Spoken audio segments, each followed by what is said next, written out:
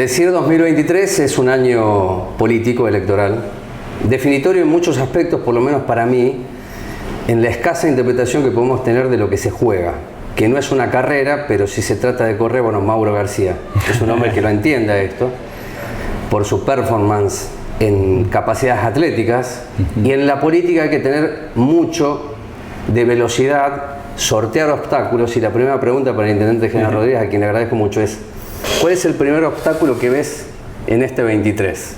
Que lo visualizás. Después pueden aparecer otros. Bueno, muchas gracias por recibirme. Bueno, en principio, muchas gracias por permitirme charlar con ustedes, compartir este momento. Yo creo que el obstáculo principal tiene que ver con recuperar la política, con recuperar las candidaturas, con recuperar liderazgos representativos, ¿no? Hay una escasez de representación muy importante en todos los sectores. Ayer veíamos a lo largo y a lo ancho de todas las noticias y demás cómo varios candidatos se presentaban, no solamente de Juntos por el Cambio, sino también del Frente de Todos, y eso tiene que ver justamente con, creo que la política se sectorizó muchísimo. ¿A partir de qué se sectoriza? Me parece muy interesante lo que estás diciendo. Se sectoriza, yo creo que hay una sectorización a partir de no encontrar en los liderazgos políticos una representación total, que era el ejemplo claro, podemos decir el peronismo, el kirchnerismo, ¿no? Yo suelo decir hace tiempo que este es el resultado del poder loteado. Sí.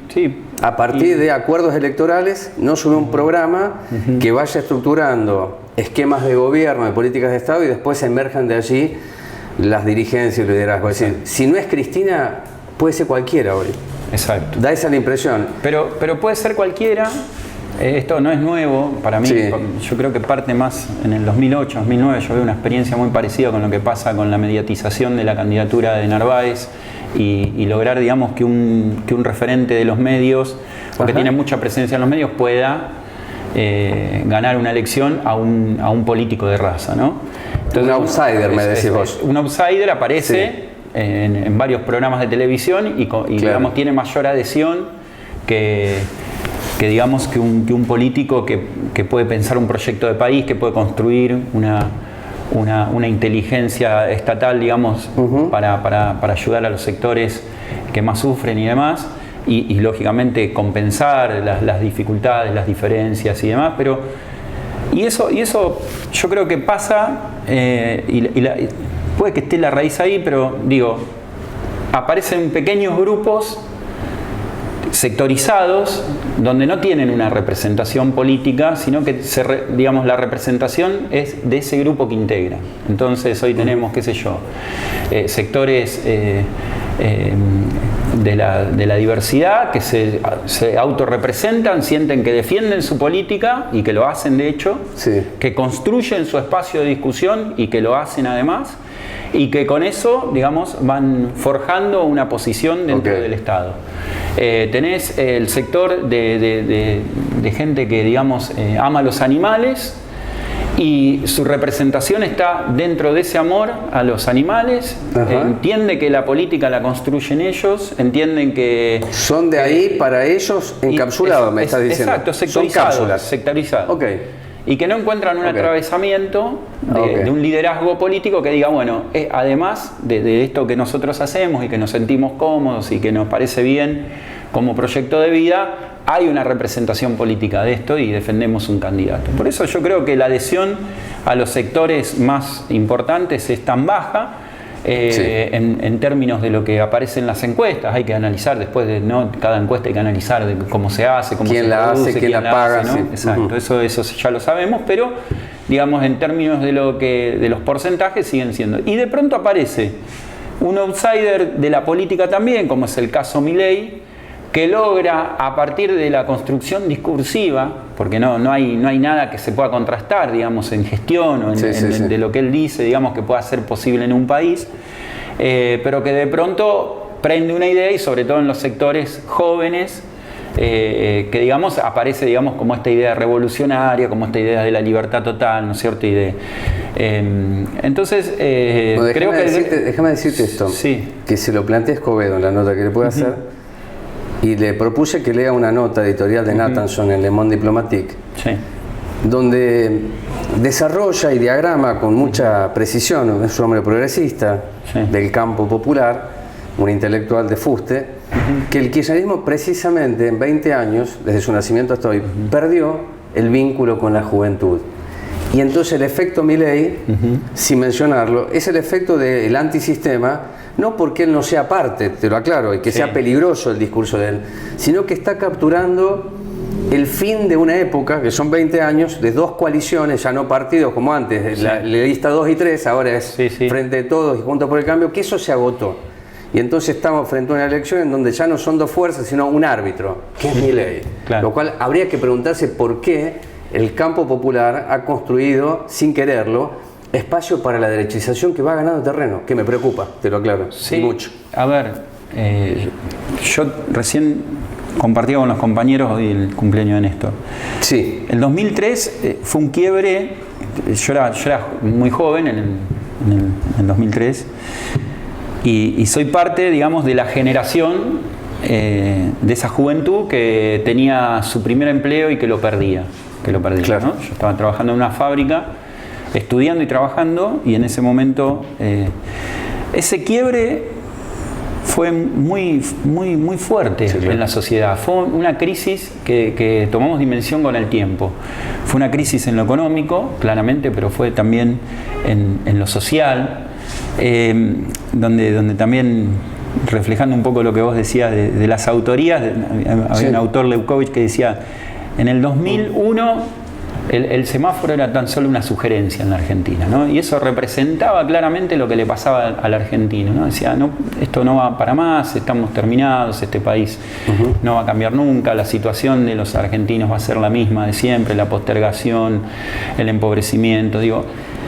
Yo creo que Néstor ahí, la aparición de Néstor, la aparición de un liderazgo transversal, recordemos que él presenta un frente que era el transversal, el transversalismo, que integraba al peronismo como base fundacional, pero que tenía que ver con un mensaje hacia todos los sectores, podríamos decir, de la centro derecha hasta... de la centro derecha, hasta casos muy particulares, lo que pasó con Lula en la última elección en Brasil, hasta, digamos, la izquierda. Y que esos sectores acompañaron, y en esos sectores había un gran desarrollo que venía muy por debajo, pero que se venía dando, que era la participación de los jóvenes en la militancia universitaria y la participación de los jóvenes en la militancia sindical. Que no es la resultante de los gordos, de los sindicatos que tenemos en algún sector, sino que es la representación de los sindicatos de aquellos más jóvenes que fueron, digamos, formadores de la corriente, que fueron desafiando o rompiendo el statu quo del sindicalismo argentino, visto en los términos que lo habíamos tenido en los 90, con un liberalismo como el que había aplicado el menemismo, donde le convenía, digamos, tener sindicatos de esas características. Entonces, yo creo que se produjo un efecto de rebeldía, la juventud se sintió identificada con el mensaje de Néstor, no solamente por lo que proponía como esperanza, digamos, lo peor que le puede pasar a cualquier país es la desesperanza. Néstor planteaba un mensaje esperanzador, planteaba una salida rápida y una salida, digamos, que tenía que ver con el trabajo, que tenía que ver con la posibilidad, que tenía que ver con la recuperación y la ampliación de los derechos, básicamente. Y me parece que ahí atrapó grandes sectores de la juventud. Nos pasó después de, claro, eso es real lo que decís, digamos, después de todo este tiempo, yo creo que la política en cierto punto se fue aplanando, ¿no? Se fue aplanando. Y se da esto también, que es muy claro para comprender en una charla que es para mí interesante, espero para quienes miren también, que la cámpora cuando emerge era el contrapoder dentro del poder. Hoy estamos en 2023, no tienen épica. Sin épica no hay construcción de esperanza. Sin épica no hay liderazgo. Sin épica no hay.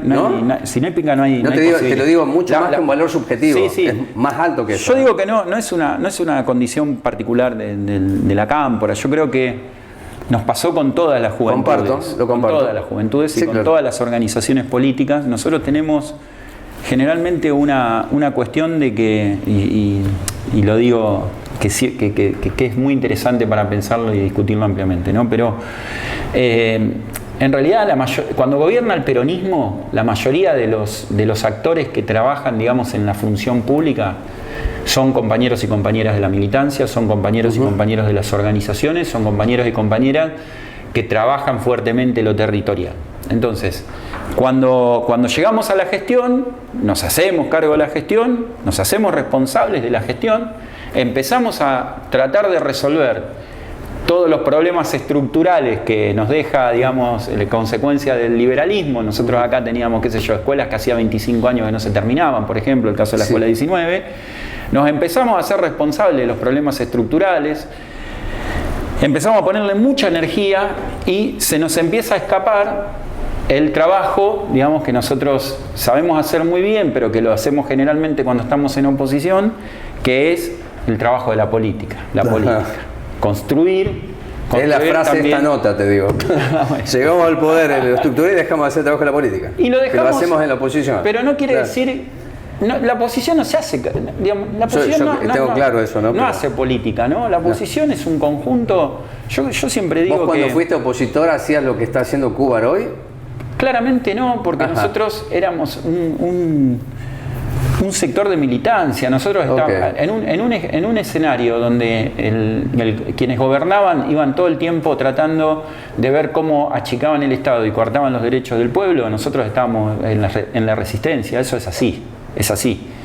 Ahora bien, siempre va a ser así. El peronismo y el que siente, digamos, el peronismo, digamos, uno siente el peronismo es de esta manera, digamos, cuando uno ve que hay recorte, cuando uno ve que atentan contra los derechos, cuando vemos que se cierran fábricas, cuando vemos que se cierran comercio, cuando vemos que la gente se queda sin laburo, cuando pasa hambre, nosotros estamos enfrentados y discutiendo y viendo cómo logramos recuperar el poder para devolver esas cosas. Ahora, cuando recuperamos el poder... Sí, pero se da esto que todo lo que me acabas de decir está pasando hoy.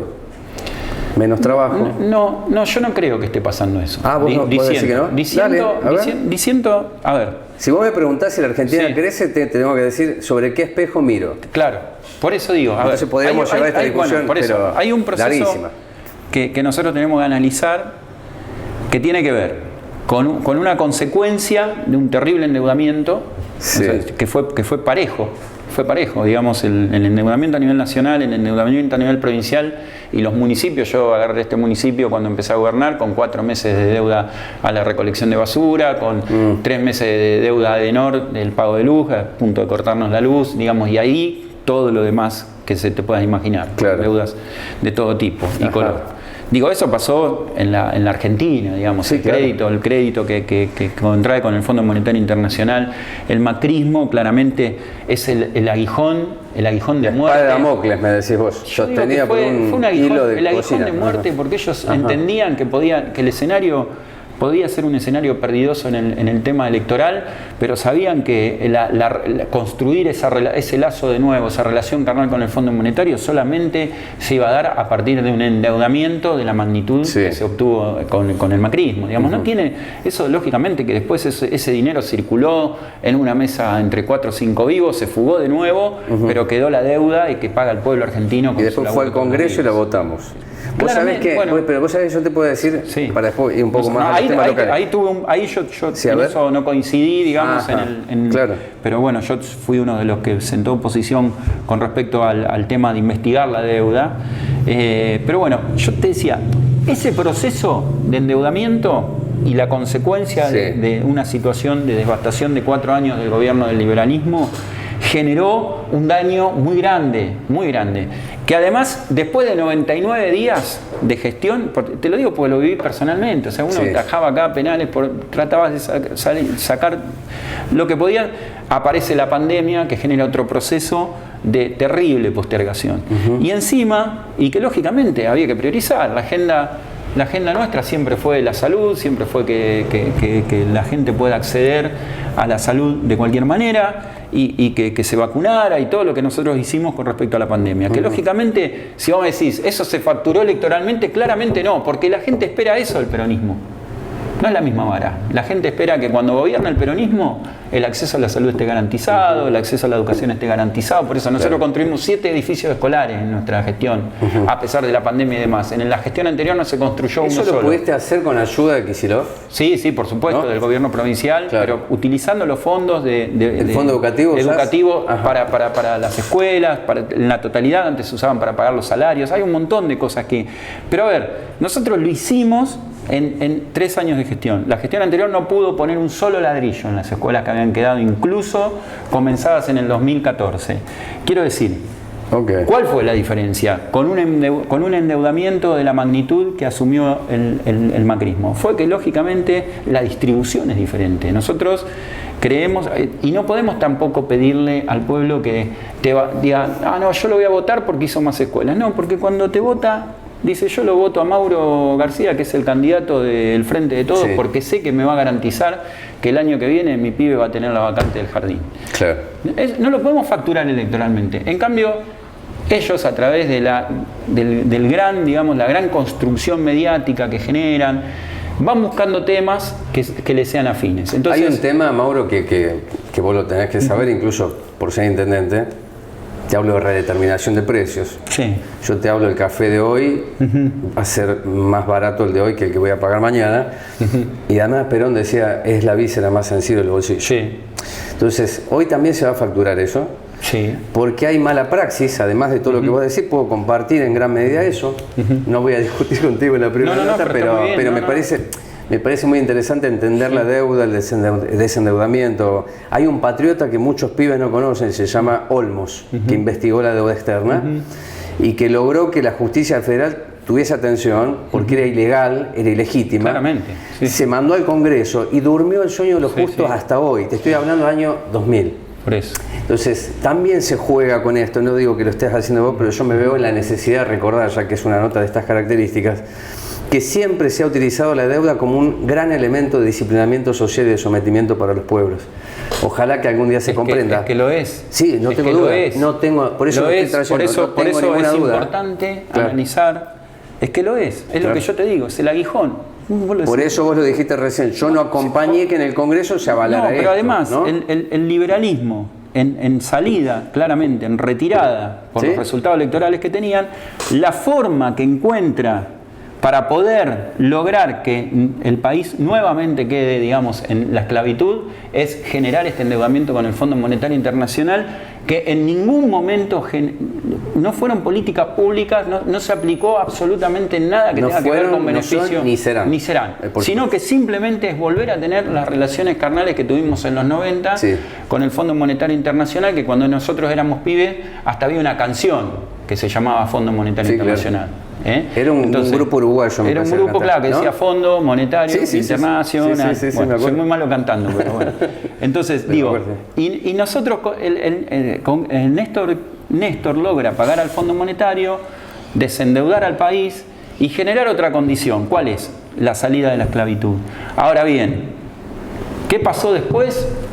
El macrismo, el endeudamiento, la pandemia. Por eso yo te digo, es un proceso lento de recuperación, claramente. Nosotros pretenderíamos, nosotros tuvimos un efecto contraciclo en General Rodríguez. En plena pandemia, cuando todas las empresas trataban de achicar, nosotros tuvimos un efecto contrario. Las empresas venían a buscar tierras en General Rodríguez para comprar, para instalarse en nuestra ciudad. Lógicamente nosotros generamos ordenanzas de acompañamiento a la industria, logramos que eso se dé. Hoy tenemos 5 o 6 consultas semanales de industrias nuevas que se instalan en nuestra ciudad. Somos una ciudad que de la tercera en el país que más creció, la segunda en la provincia de Buenos Aires. Digo, quizás el efecto que se dio en otros, lógicamente en otros sectores, por ahí en el conurbano bonaerense y demás, fue diferente, ¿no? Pero nosotros vemos hoy una señal alentadora. Ahora, quiero decirte con esto y quiero hacer una aclaración acá. En términos de lo que le pasa al pueblo, claramente coincido en la idea de que no hay mejoría, ¿no es cierto? Hoy tenés un salario que no es el salario, digamos, adecuado. A pesar de nosotros en nuestro municipio hemos dado las mejoras salariales siempre por encima de la inflación, pero eso No quiere decir que los salarios de los compañeros y compañeras municipales sean salarios que, digamos, estén por encima de la media o que les permitan, digamos, acceder a todo lo que les gustaría acceder. Nosotros tenemos una gran descompensación también de sectores, digamos, hay que medir escaleras y escalas, ¿no? Exacto. Hay que medir escaleras y escalas. Hay sectores de la industria que, digamos, los salarios están muy por encima de la media y otros que están muy por debajo de la media. Digo, hay toda una distribución compleja. Pero quiero decir, lo que sí entiendo es que el país está, digamos, tiene un rumbo. Eso de que no tiene un rumbo. Ahora, que tiene que ver justamente con el desarrollo de la producción, que tiene que ver con poder, digamos, explotar las riquezas que tiene nuestro país. El caso del gas, que se está construyendo el gasoducto Néstor Kirchner y va a permitir no solamente el suministro de energía, eso va a mejorar la balanza comercial, porque cuando nosotros no dejemos de comprar gas, todo lo que nosotros producimos en alimentos lo perdemos, porque en realidad lo que hacemos es compramos energía para producir alimentos, entonces la balanza comercial siempre nos da negativa. Y ya no van a llegar los barcos a Escobar, que era una bomba de tiempo, mirá. Claro.